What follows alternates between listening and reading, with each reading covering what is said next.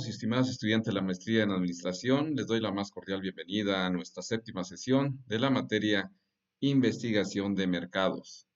En esta clase trabajaremos dos herramientas clave dentro de la unidad 3, recordando que estamos hablando sobre herramientas para la recopilación de información, y corresponde al 3.5, que es el formato de concentración, que nos permitirá organizar y sistematizar los datos obtenidos en el proceso investigativo, garantizando claridad y precisión en el análisis. También veremos en esta clase el 3.6, que es la prueba piloto, indispensable para validar instrumentos de recolección, detectar errores y ajustar metodologías antes de aplicar la investigación en su totalidad. Hernández Sampieri en 2014 decía, la prueba piloto es un paso esencial para asegurar la confiabilidad y validez de los instrumentos de investigación. Bienvenidos a la clase 7. Avancemos juntos en el camino hacia la investigación de mercado sólida y estratégica. El formato de concentración explica un paso técnico esencial en la investigación cuantitativa, la organización de los datos recolectados para que puedan convertirse en variables analizables y ser procesados estadísticamente. El formato de concentración es la matriz donde se integran los datos primarios obtenidos mediante encuestas, entrevistas u observaciones. La matriz de tabulación organiza respuestas en filas y columnas para identificar patrones. El libro de códigos asigna valores numéricos a las categorías de respuesta, facilitando el análisis. Y mediante la limpieza de datos se puede eliminar inconsistencias, duplicados o errores antes de aplicar técnicas estadísticas. Imagina que vamos a realizar una encuesta sobre hábitos de consumo de café en una ciudad. Una pregunta podría ser, ¿con qué frecuencia consumes el café? La respuesta, diario, semanal o nunca. En el libro de códigos se asignan valores, por ejemplo, diario 3, semanal 2, nunca 1. En la matriz de tabulación, cada participante ocupa una fila y sus respuestas se registran en columnas. En la limpieza de datos se corrigen inconsistencias como respuestas incompletas o valores fuera de rango. De esta manera, la información cruda se transforma en datos listos para el análisis estadístico con correlaciones o regresiones. Bueno, hablaremos de la importancia estratégica de la concentración de datos. Pues podemos subrayar que el formato de concentración es un paso crítico en la investigación cuantitativa, evita el caos informativo y asegura que los datos puedan ser analizados con rigor. El formato de concentración garantiza la integridad del proceso analítico y aporta tres beneficios clave. Primero, la estandarización, que homogeniza las respuestas de distintos encuestadores o fuentes. Por ejemplo, en una encuesta de mercado aplicada por varios equipos, el formato asegura que el hombre y masculino se registren bajo la misma categoría, evitando duplicidades. 2. Auditabilidad, que permite rastrear cualquier dato sospechoso hasta su origen. Por ejemplo, si aparece un valor atípico en ingresos familiares, el investigador puede verificar la encuesta original y confirmar si fue un error de captura o una respuesta válida. 3. Escalabilidad. Facilita el procesamiento de grandes volúmenes de datos en diferentes tipos de software estadísticos como el SPSS, R o SAS. Por ejemplo, una investigación nacional sobre hábitos de consumo puede integrar miles de encuestas en un solo formato, listo para un análisis multivariado. Bueno, entonces, ¿cómo sería la estructura lógica de la matriz de concentración? La matriz de concentración se compone básicamente de tres elementos principales, que son las filas, que serían los registros, las columnas, que serían las variables, y las celdas, que corresponden a los valores. Eh, Hablando de las filas, cada fila representa una unidad de análisis única, un encuestado, una observación o un experimento. El requisito no debe de haber duplicados. Cada registro necesita un identificador único. Por ejemplo, en una encuesta de hábitos de consumo, cada participante se identifica con un número irrepetible, por ejemplo, ID01, ID02, etc. Las columnas, que vienen siendo las variables, cada columna corresponde a una pregunta o ítem de instrumento de recolección. El requisito debe respetar el nombre de la variable definido en la operacionalización. Por ejemplo, columnas como edad, frecuencia de compra, preferencia de marca. Y por último, las celdas o valores contienen el dato específico recolectado para cada unidad y variable. El requisito de este elemento es que deben estar codificadas numéricamente para facilitar el análisis estadístico. Por ejemplo, si la pregunta es ¿con qué frecuencia consume café? Las respuestas se codifican diario igual a 3 puntos, semanal igual a 2, nunca igual a 1. Bueno, en el proceso de codificación, la codificación depende del tipo de variable y su nivel de medición. Primero tendremos el nominal, que es conocido también como dicotómica. Por ejemplo, ¿consume café? Sí o no. Codificaciones únicas que podemos tener, sí es igual a 1, no es igual a 0. Y la escala es nominal. Luego viene la parte de categoría nominal, que corresponde, por ejemplo, el estado civil, soltero, casado, divorciado.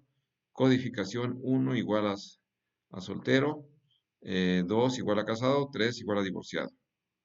Y la escala es también nominal. El ordinal o escala Likert, por ejemplo, estoy satisfecho con el servicio, muy de acuerdo, muy en desacuerdo, 3 neutral, 2 desacuerdo o 1 igual a muy en desacuerdo. Pues acá puede requerir reverse coding si la pregunta está formulada en sentido negativo. Luego viene el tipo de variable de razón numérica. Por ejemplo, edad o ingresos mensuales. Una codificación se registra con un valor real, por ejemplo, 35 años, 25,000. La escala es una razón. Por ejemplo, si dijéramos, supongamos una encuesta sobre hábitos de compra, la pregunta podría decir, ¿compra en línea? Sí, igual a 1, no, igual a 0. La pregunta, nivel de satisfacción en la compra de línea, escala Likert, de 1 al 5. Y la pregunta, edad del encuestado, es un valor real. En la matriz de concentración, cada fila representa un encuestado y cada columna una variable codificada.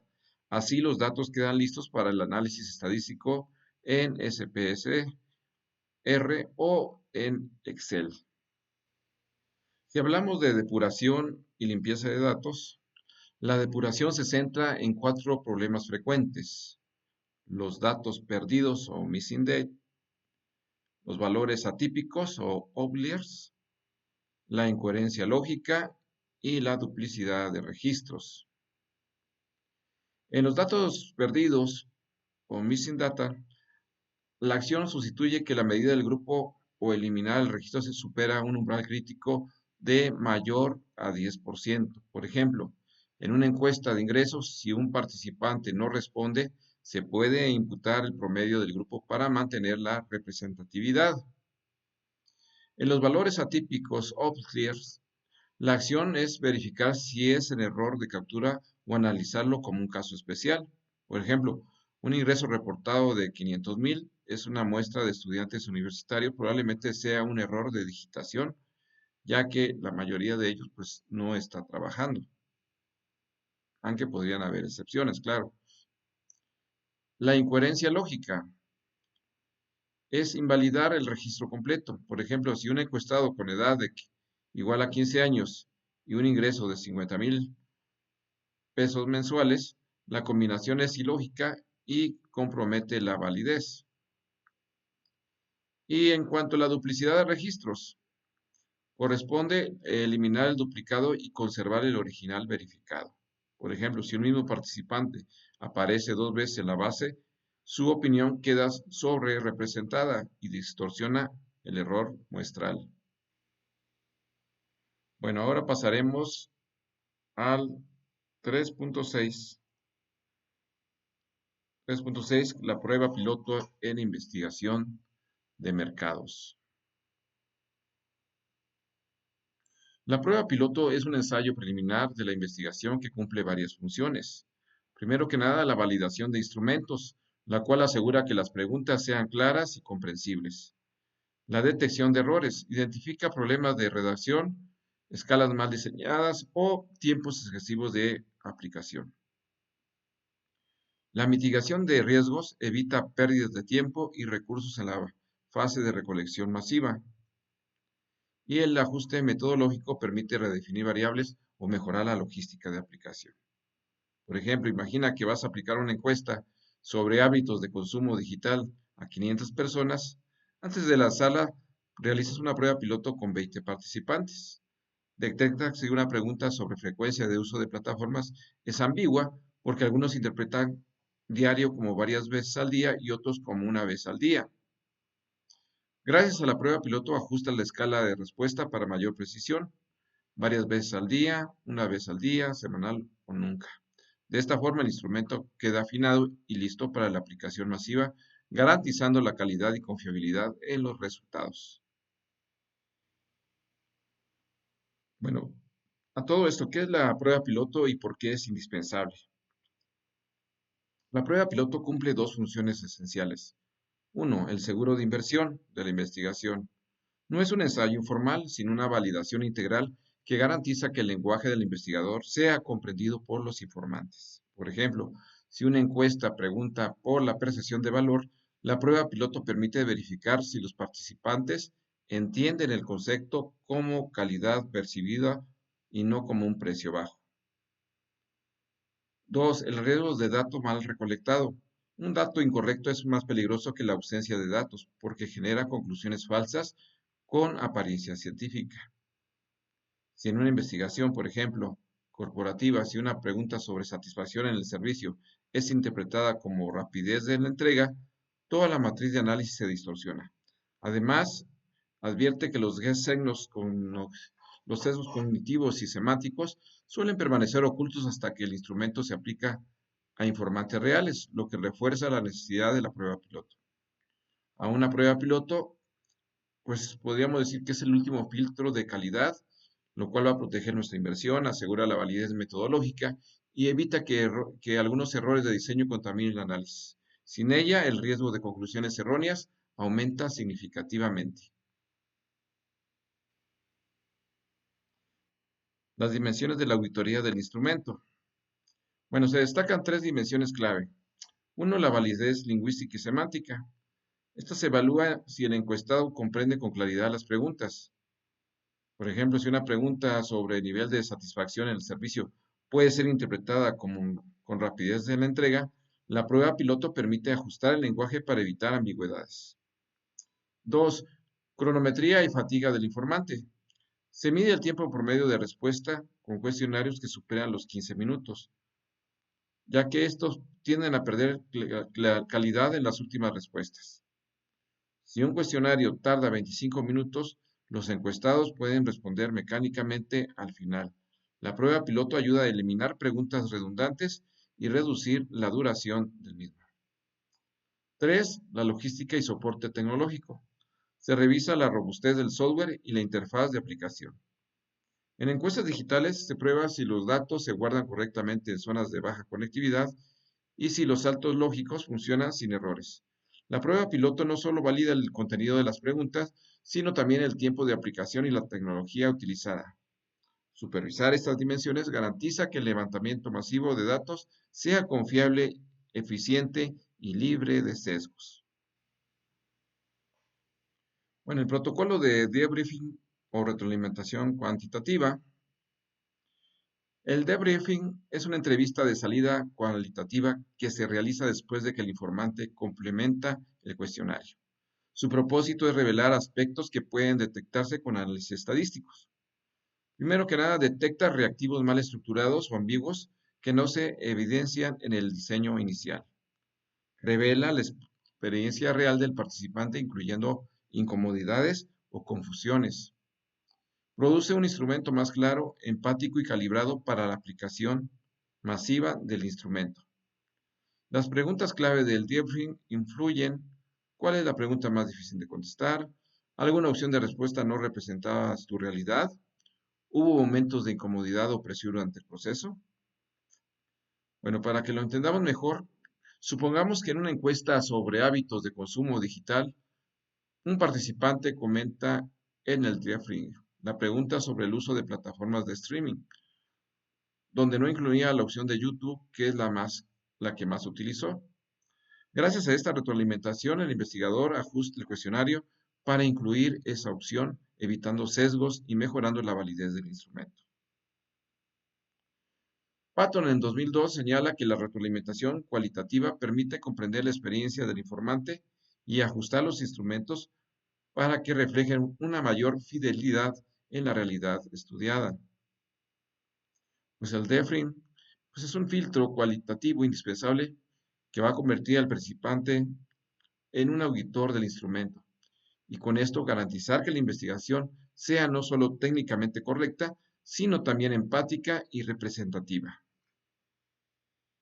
Bueno, en cuestiones de la gestión de ajustes y el producto final de la prueba piloto, se destacan dos aspectos fundamentales. El primero, pues, es la separación estricta de datos. Los datos recolectados en la prueba piloto tienen carácter metodológico y no deben mezclarse con los del estudio definitivo. Por ejemplo, si se aplicó una encuesta piloto a 30 personas, sus respuestas sirven para ajustar el cuestionario, pero no se integran al análisis final de los 500 participantes del estudio. Pues dos, el informe de validación del instrumento. El producto final de la prueba piloto no es un soporte de mercado, sino un documento técnico que registra los cambios realizados en el cuestionario, las justificaciones metodológicas de cada ajuste y la confirmación que el instrumento está listo para el despliegue masivo. Podríamos decir, por ejemplo, si tras la prueba piloto se elimina una pregunta redundante sobre la preferencia de marca y se ajusta la escala de satisfacción, el informe documenta esas modificaciones y valida la herramienta. La prueba piloto no solo detecta errores, sino que culmina con el proceso de ajuste y validación formal. Este cierre asegura que el estudio definitivo se realice con un instrumento depurado, confiable y científicamente sólido.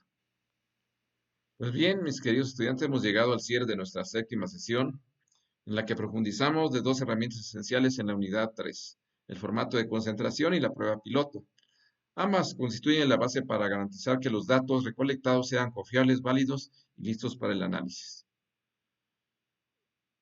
Como recuerda Hernández Sampieri, la prueba piloto es un paso esencial para asegurar la confiabilidad y validez de los instrumentos de investigación. Los invito a reflexionar sobre cómo cada ajuste metodológico fortalece la calidad de nuestras investigaciones y nos acerca a las conclusiones más sólidas y útiles para la toma de decisiones. Gracias por ver este video. Nos vemos en la próxima clase para seguir construyendo juntos una investigación de mercados rigurosa y estratégica. Les deseo que tengan un excelente fin de semana. Hasta luego.